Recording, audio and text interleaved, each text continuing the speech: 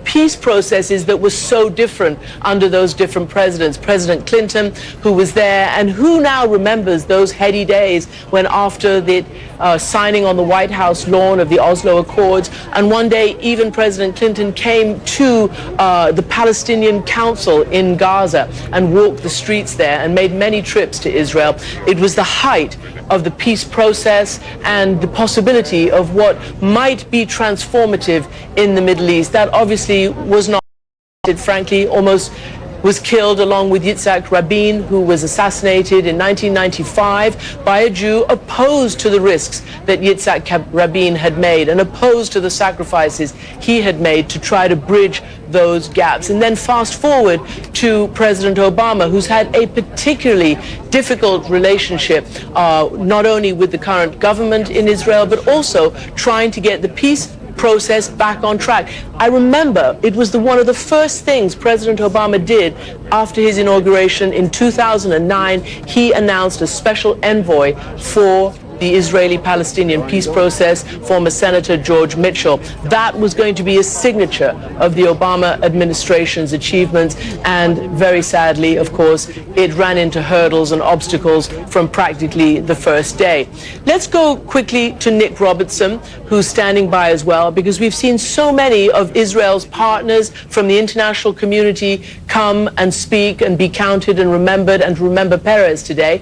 But we have seen very few of the very senior Arab leaders, those two nations who stand out as having made peace with Israel, Egypt and Jordan, did not send their leaders. They sent Foreign Minister Shukri from Egypt and I believe a Deputy Prime Minister from Jordan. But Mahmoud Abbas was there. Abu Mazen, who was the key negotiator on the Palestinian side during the Oslo period. Nick, tell me about that situation there. And I think we saw that captured in what you were alluding to there, the frustrations of the Obama administration having come to office and having great aspirations and desires and hopes to bring an enduring Middle East peace and investing so much political capital in it. And now Obama, here in his twilight weeks of his administration, there's nothing that he could have done or said today that could realistically rekindle those talks, although absolutely he was trying to inspire people from what the former President Peres, ninth President of Israel, had said and had aspired to in the past couple of decades, moving that path for peace forward. But the body language with which President Obama today came into the gathering of people, the Palestinian Authority President Mahmoud Abbas, as you say, he was there. When President Obama approached him, he not only shook his hand, not only embraced him warmly, holding him on the back, kissed him on both cheeks, moving then along the line of other dignitaries, pausing with one, missing another perhaps, shaking hands. The cameras didn't capture everything, but what we did see was when President Obama found his place on that front row there, next to him was going to be seated the Israeli Prime Minister, Benjamin Netanyahu.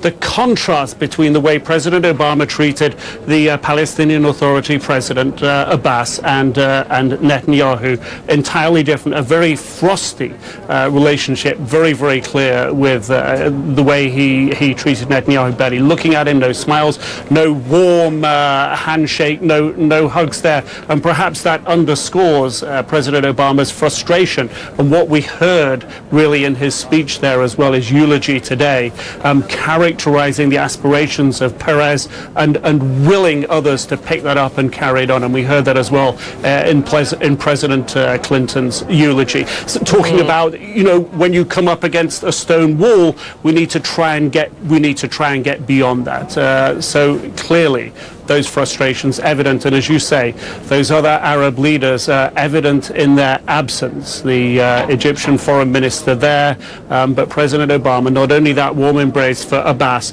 but also talking about unfinished business. That, I think, perhaps the message here from President Obama as he gets ready to leave. And yet it was so interesting to watch Prime Minister Netanyahu, because you could see that deeply moved, and everybody wants to know, will he one day believe that his legacy will be cemented by moving this peace process along? And he couldn't help but be moved and couldn't help but to have taken in the words of towering leaders from all over the world who were urging and hoping and pressing both sides to try to restart this moribund, this totally collapsed peace process. I found Obama's allusion to the Jewish people who had escaped so much oppression and for millennia had been wandering in the desert, as he said, to find their homeland. And then saying, and now those oppressed are the Palestinians, and he said that Perez understood that Jews and Palestinians and all peoples were equal and deserved equal dignity and equal humanity,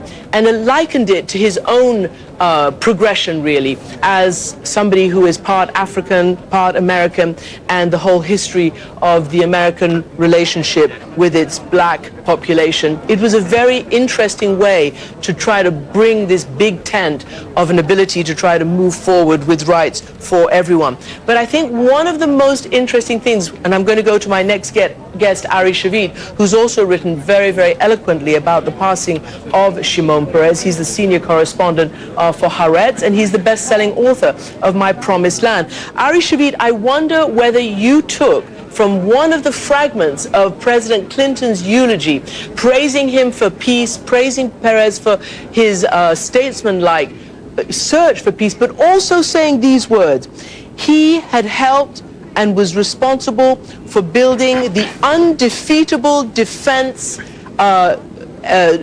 system of Israel, a complete allusion to Dimona, to the nuclear shield that Israel enjoys. And you have written about that in Haaretz. Tell me about that. Christiane, I think it's a very moving day for any Israeli and also for any person in the world who loves peace and progress. For Israelis, like myself, today we've buried the last founding father of Israel. Today we buried the person who gave Israel a strategic advantage over its adversaries and enabled us to live